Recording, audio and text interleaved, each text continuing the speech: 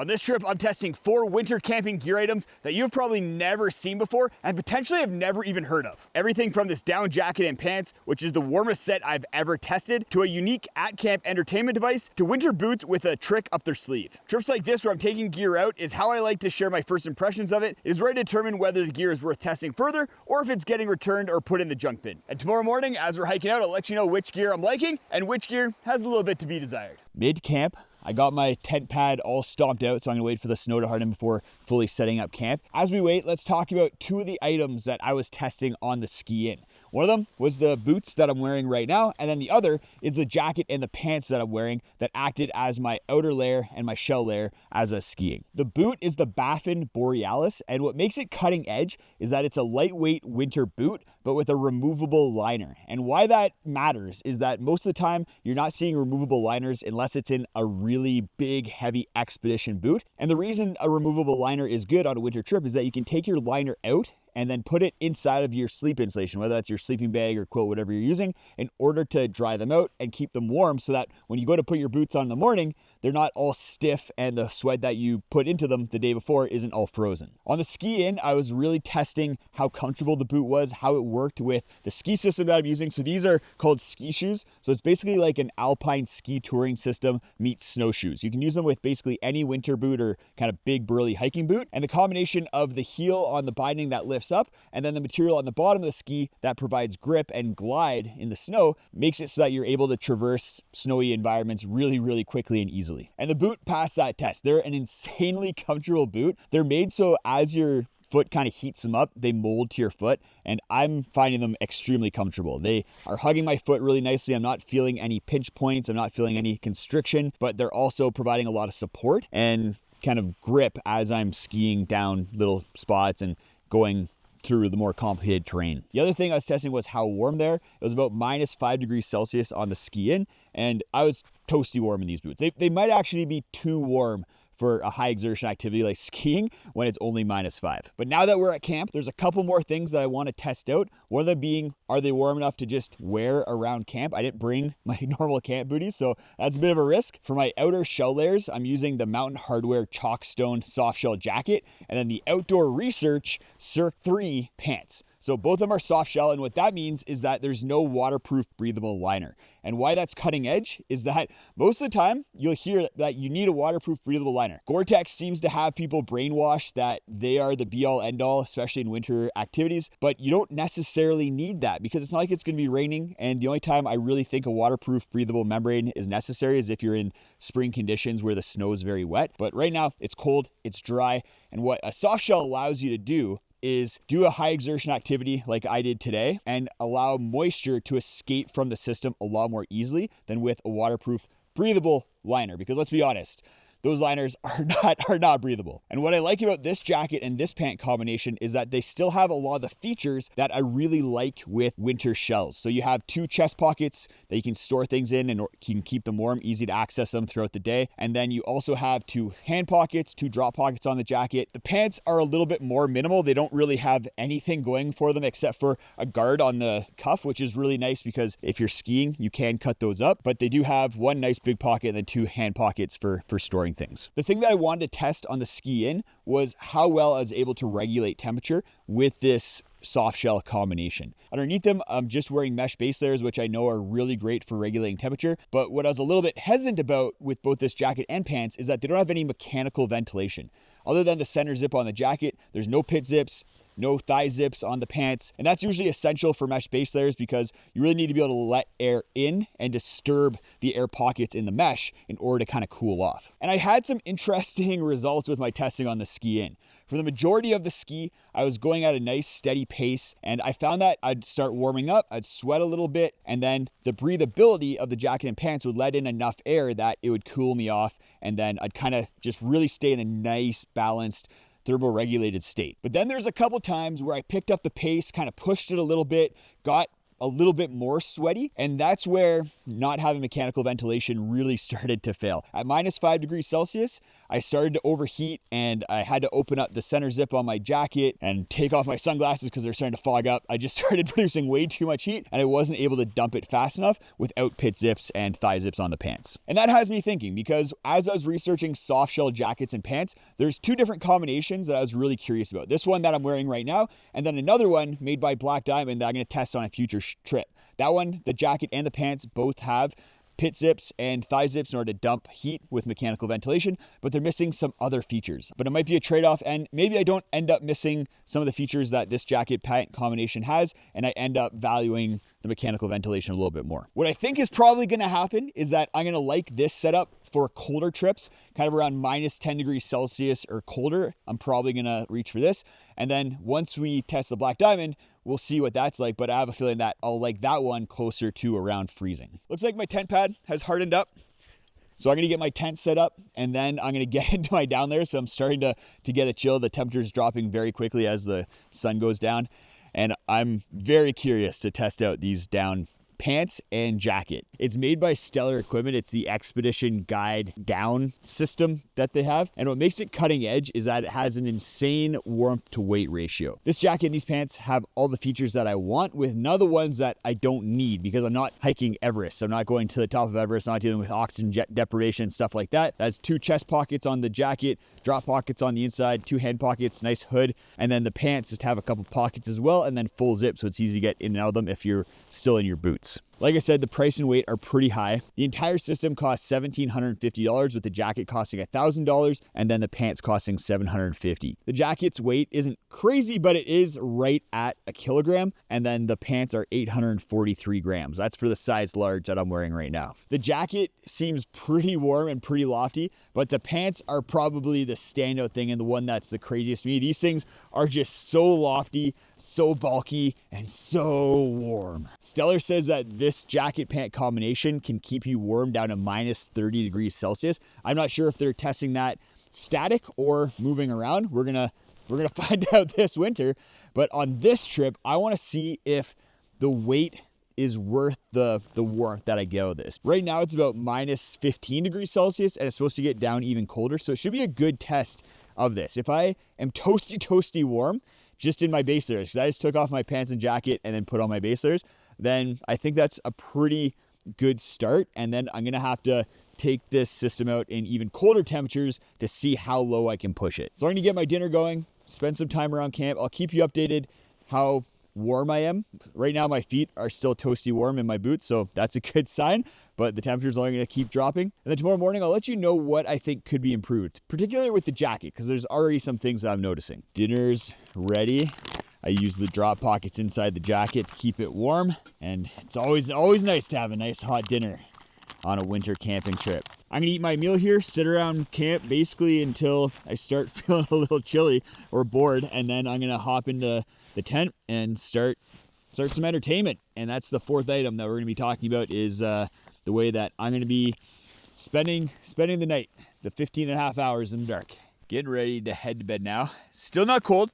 So the Stellar down jacket, down pants, definitely keeping me warm, even though temperatures have dipped quite a bit. And now it's time to crawl into bed and spend, 12 hours just sitting in bed in the dark. So this next item, this fourth item, is something that is something that I'm hoping is going to make it a little bit nicer during winter camping to spend time in the tent.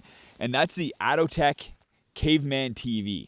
So what makes this cutting edge is that it basically allows you to suspend your phone in the air above your head in any tent. So there's these strings here that clip into your tent, and then this 3D printed plastic device that then holds your phone, and then you can hook it up in different ways so that it angles the phone towards your face. I have a couple questions. The first one being, is it easy to set up? And then the second one being, how ergonomic is it? If I'm laying down and I have it suspended above me, do I feel comfortable? Am I able to do that for like 2 hours, 3 hours?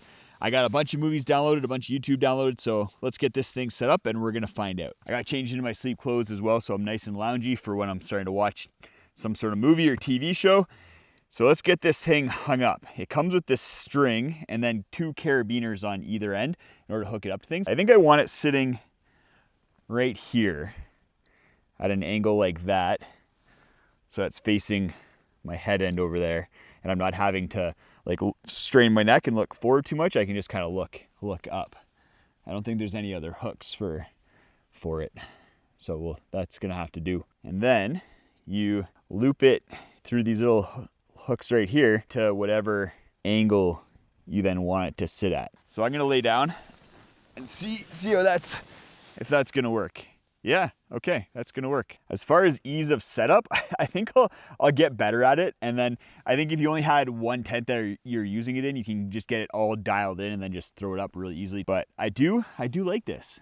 I think I'm just gonna have to spend some time watching movies and probably fall asleep and report back tomorrow morning what I think about this, whether I think it's something I'll be bringing on all of my winter camping trips from now on. And then also reporting back on the down layers. Oh yeah, and the liners of the boots. I'm gonna take the liners out right now. Pretty easy with this TPU shell that's on the boot. So you just have the boot right here, and then you got the liner. I'm gonna stick the liners in the bottom of my sleeping bag, and then we'll see if that's a problem and how effective it is at drying these out, because there's a lot of moisture in here, and unless I dry them out, that's just gonna freeze overnight, and then that would make it very difficult to not only get on the liner, but then get the liner into the boot. I'll also let you know how the down layers did, and then give you an update on some other little things that I brought that I'm testing out on this trip that I think you'll be interested to hear about. Good night, and we'll see you in the morning. Good morning. I had a phenomenal sleep. The Etholite XR Pro sleeping pad and the Zenbivy winter bed that I slept on last night is definitely my new go-to sleep system for winter camping when temperatures are getting down to about -20, -25 degrees Celsius. I think it would start struggling if it was colder than that, but down to that, it's toasty warm. The Etholite XR Pro, so comfortable and really warm. It's really changing the game. I did end up watching a full movie last night using the Caveman TV. It worked really well, pretty ergonomic. I didn't get any kinks in my neck or anything. I do wish I could move it a little bit more towards the head end. So I might talk to Autotech, work with them to see if there's a way that we can get something that gets connected to this loop and then pulls it kind of in this triangle system, so then you can really orientate it any way you need to. The other thing with this is if I was using it in really cold temperatures, then I might want to be heating up my phone when it's sitting in here with something like a toe warmer stuck to the back of it. So there's solutions, but just something to consider if you are using this in extreme cold. I'm gonna get dressed up a little bit, then I'll pull the liners out from the bottom of my sleeping bag and we'll see how much they dried overnight. I got my boots right here ready to go. The shell, very soft still, probably because it's made with TPU, so it's not gonna freeze maybe until extremely cold temperatures, but let's see how the liners are doing. Liner 1, liner 2. And it wasn't too bad sleeping with these. One of the things I was worried about was having them kind of in the bottom of my sleeping bag and them just taking up room and making it uncomfortable to sleep, but I barely even noticed them. The foot box of the Zenbivy winter bed is very big, and these is kind of tucked to the side, and I was able to sleep with them no problem. That definitely wouldn't have been the case if I had the boots, the full boots in there with me and I was trying to cool all of this off. These are not only bigger, but they're also way heavier, and they'd be moving the sleeping bag around, whereas these are nice and light and fairly compact relative to the whole setup. This boot feels pretty good. It's soft, it's not frozen at all. The inside feels dry, but the real test is once you get your foot in, because as soon as you get your foot in, that's when you start feeling any moisture that's left over. So let's throw foot number 1 in there. Ooh, it's actually kind of toasty. Oh, that's really nice. Oh my goodness. I have never experienced that winter camping before. Putting my feet into warm boots, that's kind of crazy. I didn't realize how nice that'd feel. Let's get them in the boots, see how hard it is to do this part, because sometimes getting a liner back in a boot is tough. And that, I don't think it's gonna happen that way. I think what I'm gonna have to do is take the liner and then stick it in the boot. All right, I think I have that one in there. Let's get the other liner. This is tough, and I could see how this would be even tougher if it was colder out. I think the important thing is loosen up the laces as much as you possibly can for this part, and probably do it as soon as you get the liner out of your sleeping bag so it's nice and soft. I tried this at home and it was a lot easier. So it's definitely just the coldness of the boot that's making it a little bit more difficult, and not necessarily the liner. So that was interesting. It was really nice getting into warm liners, but it was also really tough to get the liners back into the boots. I'm gonna start getting breakfast going and we'll go over the down layers a little bit more, and I'll let you know, especially with the jacket, what features I think would really just make it the best expedition, extreme cold winter jacket on the market. The pants are pretty much perfect. They're really lofty, super warm. I really like these thigh pockets that they have here for storing things. And then the full length zipper is really nice.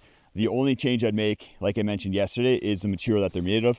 Get something lighter, non-waterproof, breathable, and I think these would be really, really good. Even at the price, I think these are a good deal even at the price, which is kind of crazy. With the jacket, the big change that I would make is adding a draft tube around the neck. So right now, your neck is kind of the weak point for air getting out. There's cinches on the bottom for locking it around your butt and your lower legs, but around the neck, there's nothing. And I've seen that on other jackets where they have this tube of down that just really locks heat in around your neck and shoulders. And I think this jacket would really benefit from that. The other thing that I'd really like is an internal zippered chest pocket. There's the drop pockets, which are really nice, but an internal zippered pocket would be nice for something like a phone or things that you don't want to lose. And then if Stellar wanted to keep waterproof, breathable fabrics, I think maybe do what Decathlon does with their MT900, put it on the shoulders and the cuffs, and then on the pants, just on the butt and the knees. And then you have a little bit of extra protection, but you're saving a lot of weight. So that'd be my compromise.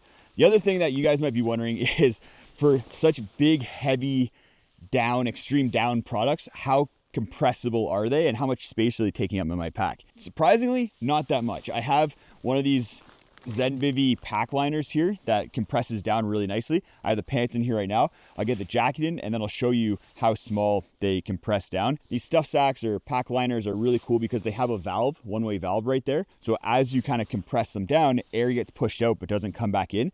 So you can get things compressed down really small, which is nice in winter camping when the gear's a little bit bulkier. On this trip, I used the size large Zenbivy for my sleep system, and then I've been using the size medium here for my down layers and my clothing. So you can see how they compress down pretty small, smaller than I thought for a pant jacket combination that allegedly can get down to minus 30 degrees Celsius, just kind of maybe just standing around.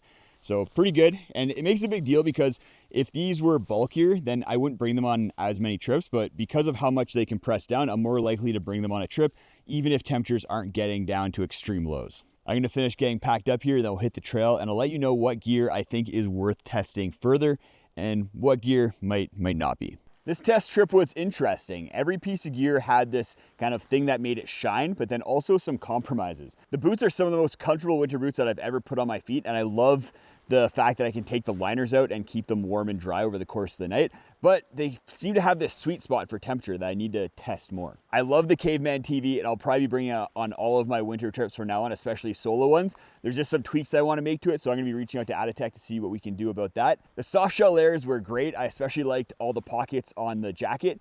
But when I started really heating up, that's when I think mechanical ventilation really would have come into play. So I need to test it out in some colder temperatures, as well as compare it to some soft shell layers that do have mechanical ventilation. And then the down layers. They're the best options that I've found after doing tons of research that will get you down to minus 30. I have to test that out, but that's allegedly what you can get down to while having all the features that I want, like dual chest zips, nice pockets on the pants.